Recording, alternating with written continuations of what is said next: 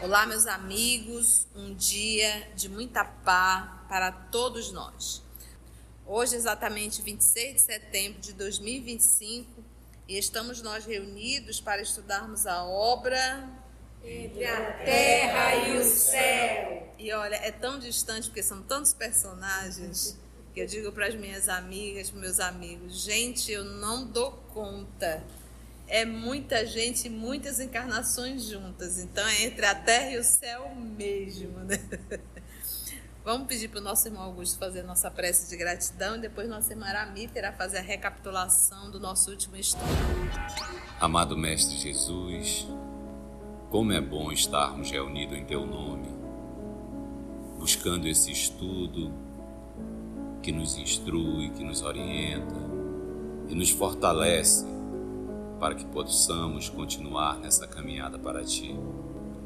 Aqui estamos novamente, Mestre, para continuarmos a aprender.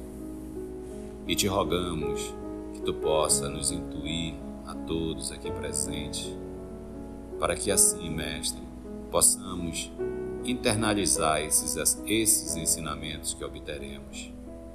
Te agradecemos por mais essa oportunidade e te pedimos que Tu fique conosco hoje e sempre, que assim seja. Como diz a Narum, minha amiga tem um HD externo, então ela sabe toda a história. Então, eles estão voltando, né? O Julinho acabou de desencarnar e eles estão voltando para o mundo espiritual e estão conversando. Estão no caminho lá para o mundo espiritual e estão conversando. E Clarencio está dando orientações, né, para Hilário e o André Luiz, né? Que falando que entre o credor e o devedor é sempre um fio espiritual de compromisso, que tem encarnações, que as paixões afetivas funcionam como autênticas obsessões ou psicoses, que o Júlio ficava pedindo para o Amaro que ele queria reencarnar, por isso que o Amaro casou logo cedo, né? E disso. E o ponto engraçado é que no meio do caminho o André e o anjo da guarda. Aí o Clarencio olhou para ele, que nós não estamos falando disso, ele, mas que agora que eu me lembrei, ainda falou dos anjos da guarda que não andam o tempo todo acoplado nem do lado da gente. Tá dando não é de plantão. E eles estão nesse caminho voltando lá pro mundo espiritual depois do desencarne do Júlio. Vamos nós. Postos, Augusto? Então vamos nós. As irmãs que seguiam conosco lado a lado, embevecidas na contemplação do céu, comentavam carinhosamente o porvir de Júlio, psiquicamente distanciadas de nossa conversação. O apontamento de nosso orientador impunha-nos graves reflexões e talvez por esse motivo o silêncio tentou apossar-se do grupo, mas Clarencio, reconhecendo que o assunto demandava elucidação mais ampla, continuou. Anjo, segundo a acepção justa do termo, é mensageiro. Ora, há mensageiros de todas as condições e de todas as procedências, e por isso a antiguidade sempre admitiu a existência de anjos bons e anjos maus. Mensageiro bom e mensageiro mau. Anjo da guarda, desde as concepções religiosas mais antigas, é uma expressão que define o espírito celeste que vigia a criatura em nome de Deus, ou pessoa que se devota infinitamente a outra, ajudando-a e defendendo-a.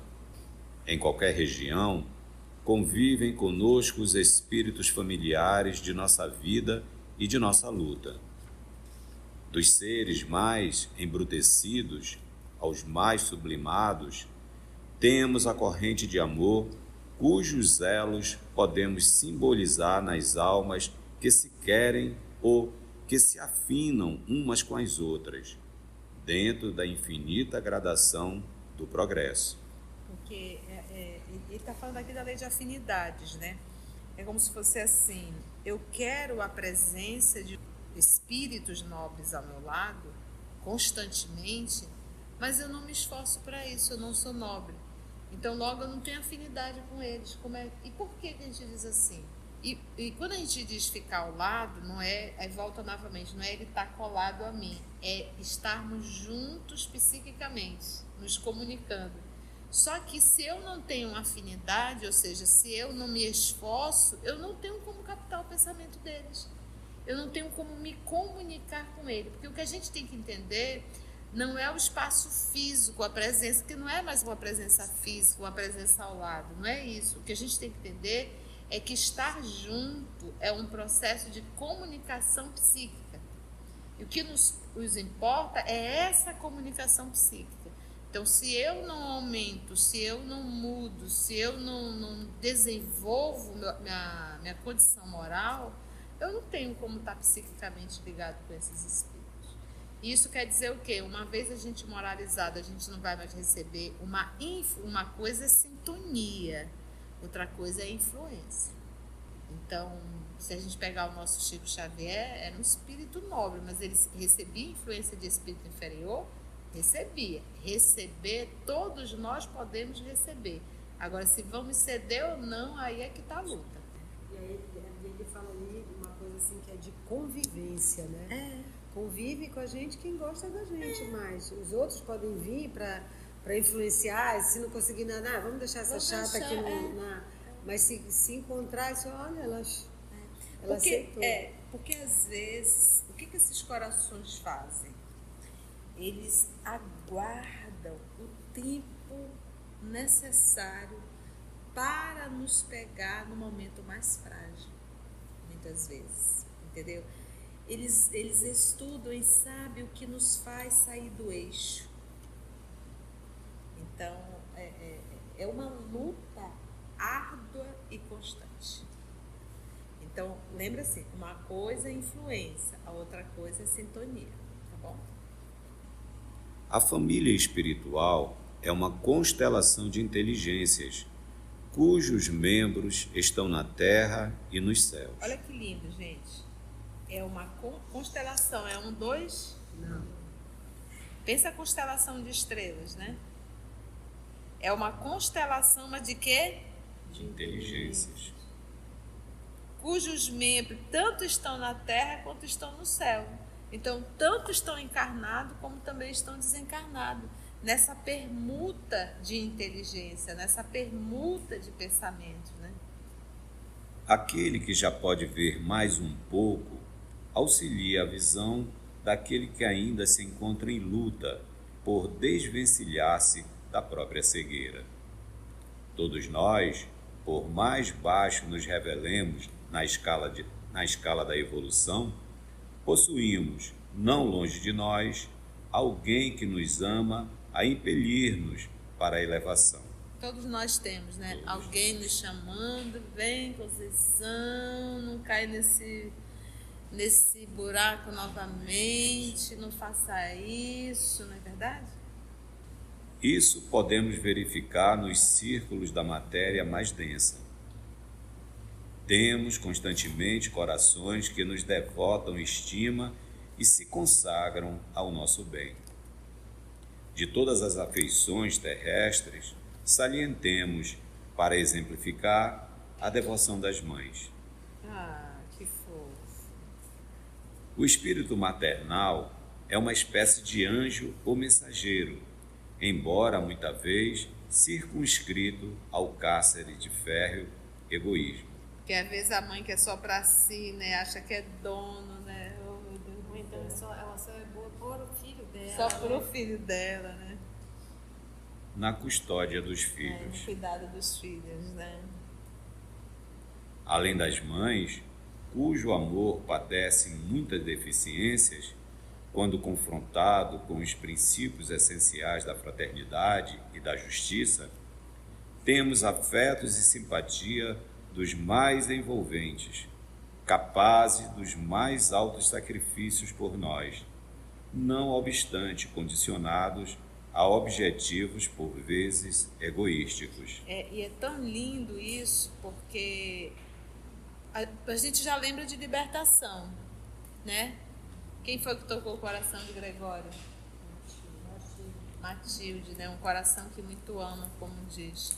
E mãe é algo que é impressionante, né? O nosso vínculo com mãe é impossível você olhar. Imagina um encontro. Eu fico imaginando, quando eu desencarnar, se eu tiver a alegria de poder rever mamãe. Meu Deus do céu, né?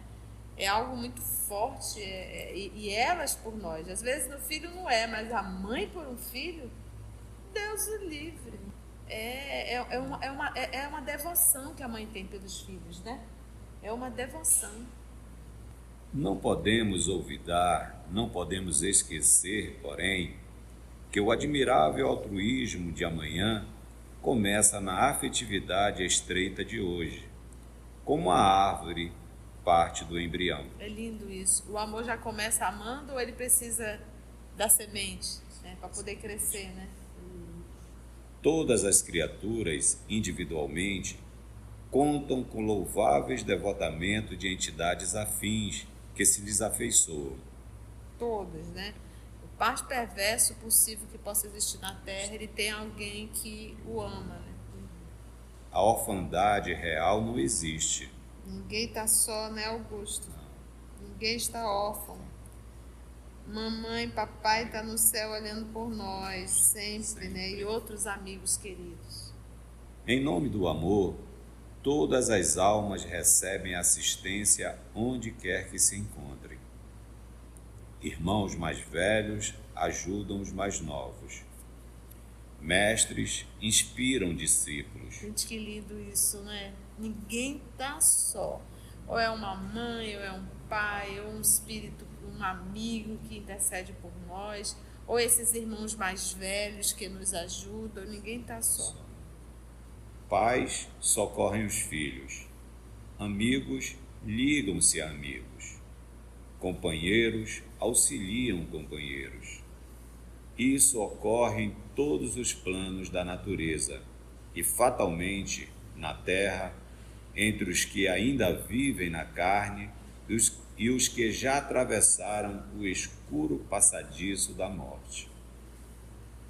Os gregos sabiam disso e recorriam aos seus gênios invisíveis. Os romanos compreendiam essa verdade e cultuavam os numes domésticos.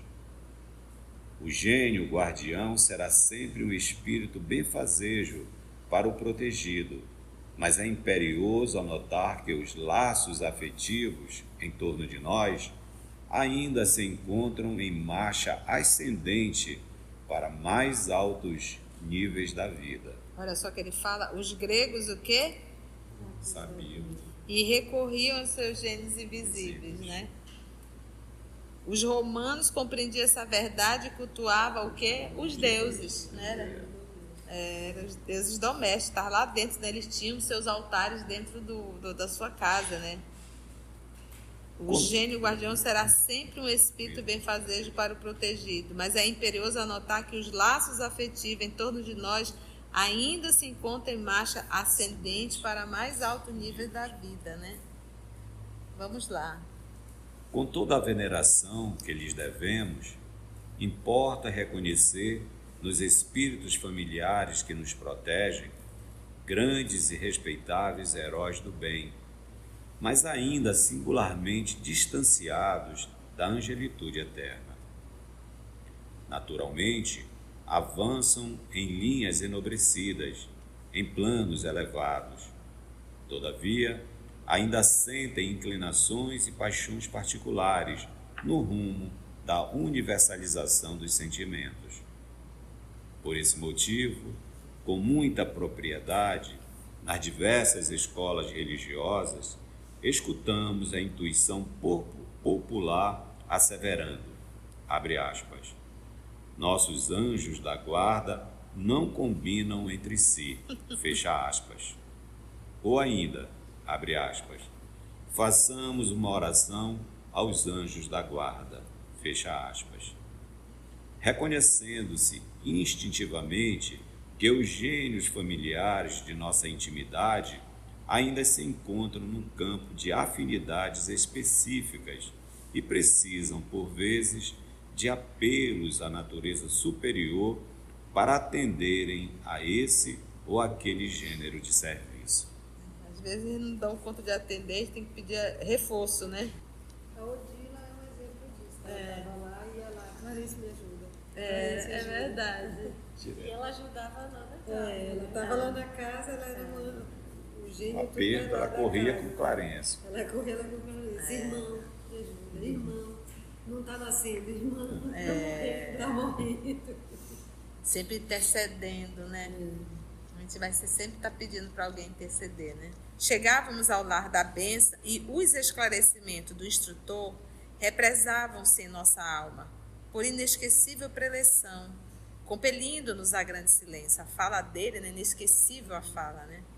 Blandina, porém, quem é Blandina, Aramita? A irmã que cuida do Júlio no lar da bênção.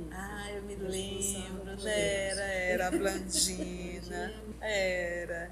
Blandina, porém, veio até nós e perguntou ao orientador sensibilizada: Generoso amigo, podemos estar realmente convictos de que Júlio devia desencarnar agora?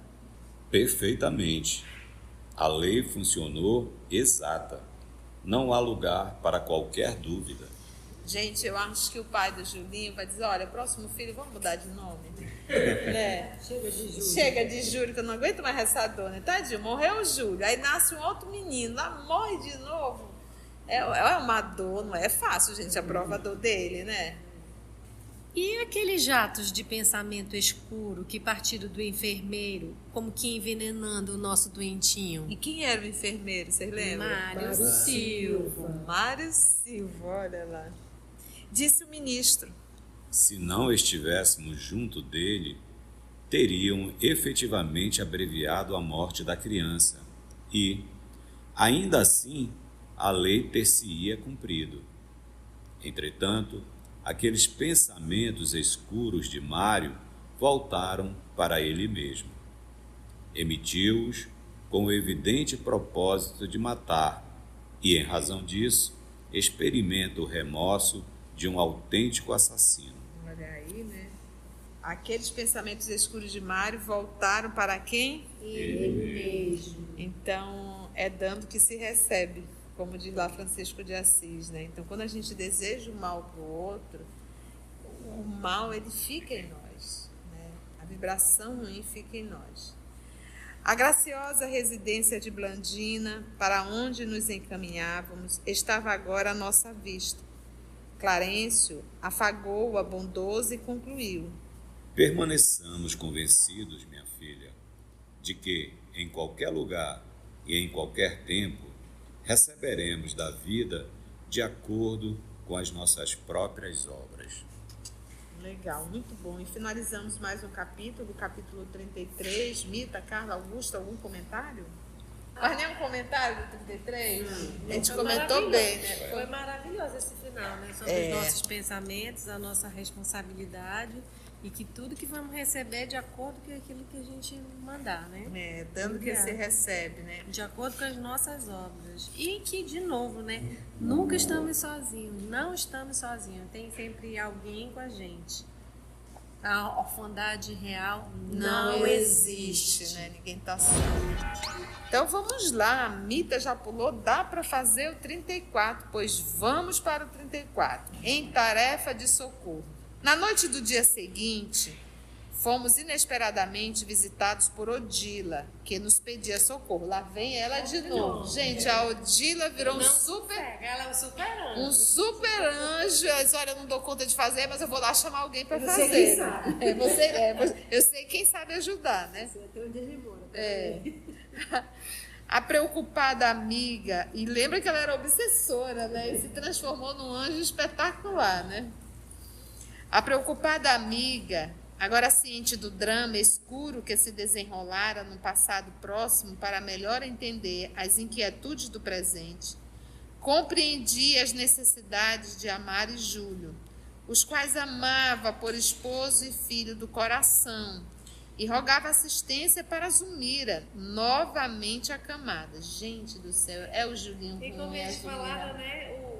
nesse processo de ser anjo, entre aspas, é um crescente, né? Então ela vem, tá aí, ó, tá aí, pode atuando aí, né? Quando ela se aperreia, ela é claríssima. Claríssima. Ela tá crescendo mesmo. E ela já olha para eles como filhos do coração, né? Amava por esposo e filho do coração, né? Você vê que já não é mais aquela coisa de propriedade, meu, né? Atendendo a apelos de Evelina, tornar ao ambiente doméstico, e Evelina é quem? Vocês lembram? A filha. Esse eu lembro. Atendendo a apelos de Evelina, que é a filha da Odila, irmã do Julinho, né? O primeiro Julinho, o segundo Julinho, né? Tornaram o ambiente doméstico para soerguer o bom ânimo daquela que a sucedera na direção do lar e voltara aflita. Então, olha só, ela não está lá direto, nem ela está lá direto, né, a Odila. A filha orou e ela foi lá, quando chegou lá, disse, meu Deus do céu, tá lembrando que a história começa com a oração de Evelina e a gente não vê, mas ela não para de orar, né? A Evelina quer uma... Gente, olha que notícia boa. Comece a orar, peça mesmo.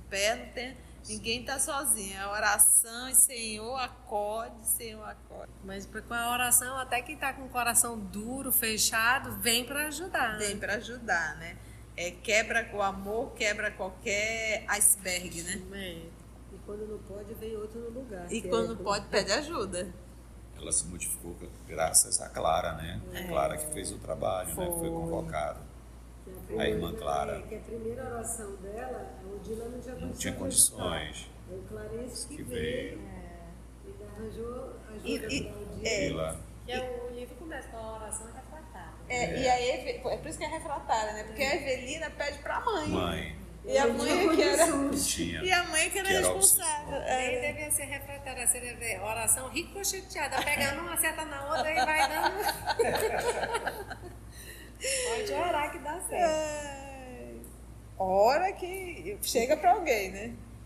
E o que aconteceu com a coitadinha da Zumira? Como o filhinho dela desencarnou, né, o Julinho, ela arrojara-se Zumira a profundo abatimento. Recusava remédio e alimentação. Enfraquecia assustadoramente. Sabia agora que a permanência dela no mundo e na carne se revestia de excepcional importância para o seu grupo familiar. E, atenta a isso, continuava intercedendo. Isso é tanto para a própria Zumira quanto para a própria família. Então, a Odila está vendo um contexto todo, né? Antes ela queria matar a Zumira, agora ela quer salvar a Zumira, né? E faz um bem. O Júlio voltar de novo. E aí a gente vê, gente, a importância da gente dói, né? Dói, com certeza. O filhinho nasceu, já estava ali. É uma dor, né? Mas que a gente que a gente se esforce para a gente não cair nesse rio de desespero, rio de lamento, né? Porque isso vai realmente, pode inclusive até um suicídio indireto, porque vai enfraquecendo. Você vê aqui que ela não quer comer. Nós temos um caso, né, de suicídio que a pessoa parou de comer, não foi? A gente ora, né, de se alimentar e acabou vindo realmente a desencarnar. É um suicídio, né? A rápida informação da mensageira impressionava e comovia pelo tom de amorosa aflição em que era vazada. Não nos delongamos na resposta. Era mais de meia-noite na cidade, quando atravessamos a porta acolhedora da casa do ferroviário que, desde muito, constituía para nós valioso ponto de ação. Era muito trabalho, né? A dona da casa, de pensamento fixo nas derradeiras cenas da morte do pequenino, jazia no leito em prostração deplorável. Emagrecera de modo alarmante, porque aí na cabecinha dela, da Zumira, aciona primeiro, ela carrega a culpa dentro dela, né? Ela pode talvez estar pensando, o castigo de Deus, né? Por eu não ter ajudado o Julinho, ter facilitado o Júlio a morrer, agora Deus está levando o meu filho. Então aciona muita coisa aí. Então, por trás de uma prostração, às vezes tem mais do que a história que a gente está vendo, né? A dona da casa, de pensamento fixo nas derradeiras cenas da morte do pequenino, então jazia no leito em prostração deplorável. emagrecera de modo alarmante. Fundas olheiras roxas contrastavam com a acentuada palidez do rosto desfigurado. Recaíra na introversão em que a conhecêramos, né? Que as meninas estão trazendo, né, Aramita, Carla? Que foi lá no início do livro, né? Rememorava o afogamento do pequeno enteado ali, tá vendo a culpa, né? E, longe de saber que o retivera nos braços como um filho abençoado de sua ternura, sentia-se na condição de ré infortunada no banco da justiça. Pensava ela agoniada, de certo, sofria a punição divina. Aquilo que a gente estava falando da culpa, né? Aquela morte do pequeno, quando tudo fazia crer que ele cresceria para a aventura do lar, correspondendo-lhe à expectativa, era dolorosa a pena imposta ao seu maternal coração. Devia ter sido pronunciada perante os juízes da sabedoria celeste. No mundo, ninguém lhe conhecia o remorso de guardiã e vigilante e cruel, mas fora sem dúvida identificada pelos tribunais de 1000 olhos do direito incorruptível. Direito incorruptível, né? Porque Deus não... Tribunal de 1000 olhos, que nada 1000 olhos, nada a ver e não se corrompe, né? Não amparara convenientemente o filhinho de Odila, relegando-o a intencional abandono. Agora, perdi inexplicavelmente o rebento que lhe definia a esperança no grande futuro. Valeria erguer-se e disputar aquilo que para ela representava a dor de viver? Reconhecia-se esmagada. O complexo de culpa retomara-lhe o cérebro e enfermara-lhe o coração. Olha o que a culpa faz, né? Aí volta para aquilo que o Clarice falou lá atrás. Vai voltar. Em qualquer lugar, em qualquer tempo, receberemos da vida de acordo com as nossas próprias obras. O Mário está lá com remorso e ela já passou anos e agora ela carrega ainda remorso. Reparamos que diversos medicamentos se alinhavam à cabeceira, mas nosso instrutor examinou, auscultou a doente e informou. Olha, gente, até auscultou ela, olha. Vamos ver. O remédio de Zulmira é daqueles que a farmácia não possui. Virá dela mesma. Precisamos refazer-lhe a esperança e o gosto de viver. Descontrolou-se-lhe de novo a mente. Desinteressou-se da luta e a abstenção de alimentos acarreta-lhe a inanição progressiva. Perguntou Hilário. E o reencontro com o filhinho? A Inquisição do Lê Certo acabou. Receberemos tudo conforme nossas obras. Ei, mas o legal é que antes ela estava prostrada, que era por conta da obsessão da Odila, e ele teve que tirar a Odila, chamou a irmã Clara para tirar. E agora depende dela mesma, ela mesma, que a mente... A culpa, né? Descontrolou. Está destruindo o corpo, né? Não seria o melhor processo de restaurar-lhe o bom ânimo? Concordou o ministro. É o que esperamos. Todavia, Júlio, na fase que atravessa, requisita pelo menos 1 semana de absoluto repouso e até lá é indispensável entreter-lhe as energias. Quantos anos ele tinha, meninas? 6. Agora? Não, agora ele tinha meses. Tinha meses ainda, né?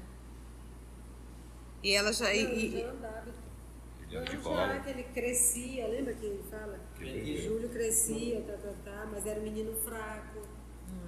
E ela... Era 8 anos. Não, 8 anos na primeira. Mas ele não era mais de cola, não. O pequeno Júlio desenvolvia-se como flor de esperança no jardim do lar, todavia sempre mirrado e enfermiço. Sim, aí. Então, ele já estava mais grandinho. Fase que atravessava... O pequenucho já começava a falar por monossílabos em vésperas do primeiro ano de renascimento. Vésperas do primeiro ano. Um aninho. Vésperas do primeiro ano. Quase um aninho. E ela... E eles já estão vendo a possibilidade dela o encontrar no mundo espiritual, mas ele precisa de uma semana de repouso total. Repouso total, né? Muito interessante. 7 dias, né? E o espírito Uma também semana. precisa, né? Sim. Ele estava naquela atmosfera toda. Interessante, tudo é 7 dias. Tem né? E 7 é o número do homem, né? Dentro da cultura hebraica, né? Tem um significado aí, né? É um ciclo, né? Em seguida, a Clarence entrou em ação, aplicando-lhe recursos magnéticos com o nosso humilde concurso. A tensão nervosa de Zumira, porém, atingira o apogeu e apenas conseguimos sossegá-la de alguma sorte sem conduzi-la ao sono reparador que seria de desejar, a importância do sono, né? Odila, fortalecida, tomava aos seus cuidados quando fomos defrontados por imprevisto fenômeno. Mário Silva, desligado do corpo denso, com a rapidez de um relâmpago, penetrou o quarto de olhos esgazeados, à maneira de louco, contemplou a doente por alguns instantes e afastou-se. Cenas do próximo capítulo. Gente, ele está encarnado, né? Olha, esse Mário Silva, ele toca o terror, né? O que ele já emancipou aqui para arrumar confusão, né? Né? Ele perturba aqui e acolá. Essa história de estar encarnado, essa história nada. de chifre dá pra Sabia que o criminoso atualmente Traição. mora e o Mas agora é Clarence- guarda-culpa, né? Agora é a culpa. Agora é a culpa, né? Ele olhou para O que o Mário matou? Não, mas ele ele- traiu. Quando ele foi Mas aplicar ele- o soro no Júlio, ele sentiu aquela raiva que ele tinha, Queria porque o mesmo- Júlio foi ele que já roubou foi- a esposa dele. Ele já foi pensando que Aí, na hora que esse morra mesmo vai logo, espalhar. eu devia botar esse soro todo mundo. Por isso que a Blandina perguntou, e aquela aquele coisa jato de preta, pensamento que escuro. saía? Mas ele não realizou a morte do menino. Não. Só teve a Não, porque vontade. Quando o né? menino estava morrendo, aí ele caía em si, Porque ela o já Clarencio- soube o remorso. Clarencio diz que ele O Clarencio experimenta o brindou. remorso de um autêntico assassino. Meu Deus do céu. Ele desejou a morte do Júlio e Clarence blindou o Julinho para não pegar nenhum desses venenos deletérios. Então, bateu e voltou. Bateu e voltou. Eu tô achando legal o André Luiz e o Lário. O Mário entra e eles olham logo pro Clarencio. Olha esse Já sabia se Clarence. fosse que esse. Esse. Meu Deus, de novo. Porque a primeira vez foi que esse, quando ele foi lá na casa da Antonina. Ele chegou a primeira vez. Mas é interessante notar que a Zumira, quando ela está novamente, né, adoecida, e ele fala, descontrolou-se de novo a mente, porque na primeira também foi remorso. E agora continua de novo o remorso, ela se atormenta, se É acionado, desequilibra, né? É acionado. Por isso que às vezes a gente passa por um evento e a gente não consegue entender porque determinadas pessoas se afundam tanto, né? Naquele evento. E aí a gente, né? Se for dentro da psicologia, a gente diz ação crença, mas se a gente for a nível de espiritismo, a gente vai dizer o quê? São passado, né? Aciona coisas que às vezes nem a pessoa sabe, né? Se você chegou até aqui o final, deixa seu comentário. É muito importante a gente poder ler o teu comentário. Não esqueça de curtir para que possa divulgar a página. Dá o seu like, né? E, se possível, faça a sua inscrição no nosso canal e toca o sininho. Porque quando você toca o sininho, o YouTube avisa para você quando o EOS publicar um novo estudo. Então, receba um grande abraço da família EOS Manaus.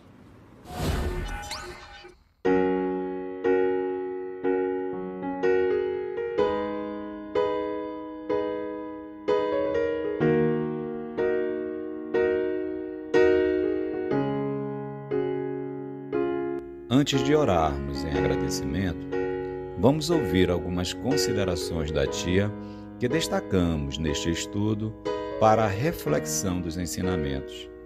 Vamos aos destaques da tia?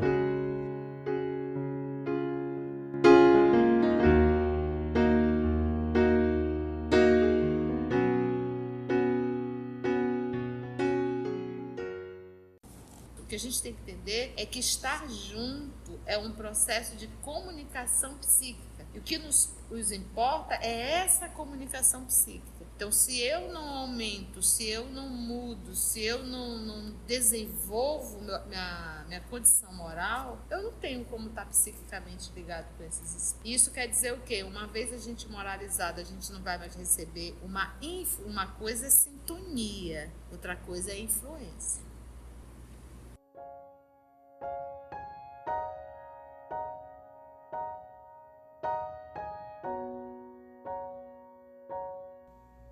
Assim, concluindo o nosso estudo de hoje e agradecendo o nosso Mestre Jesus por mais este momento de aprendizado, vamos orar?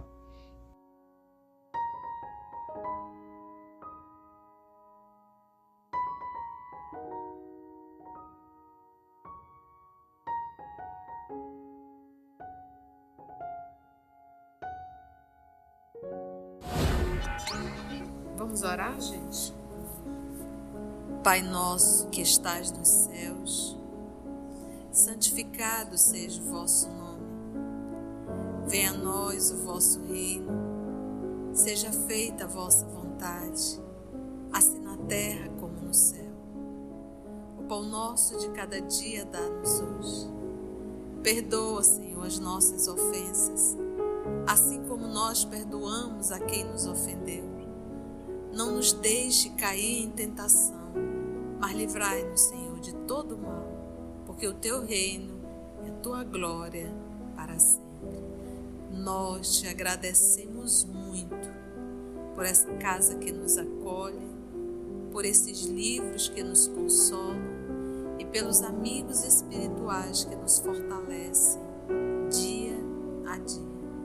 Dá-nos força, Senhor, e coragem para não desistir, para não se enfraquecer perante os desafios e as lutas da vida terrena. Graça te damos, amor querido, que assim seja. EOS Manaus. Estudando para servir ao Cristo. Visite nosso site em www.eosmanaus.org. No YouTube, procure o canal EOS Manaus. Participe do nosso grupo no Facebook. No Instagram somos @EOS Manaus. Escute e estude na Rádio Manaus de Estudos Espíritas. Estamos, também, em diversas plataformas de áudio. Procure EOS Manaus, no seu aplicativo preferido. EOS Manaus. Estudando para servir ao Cristo.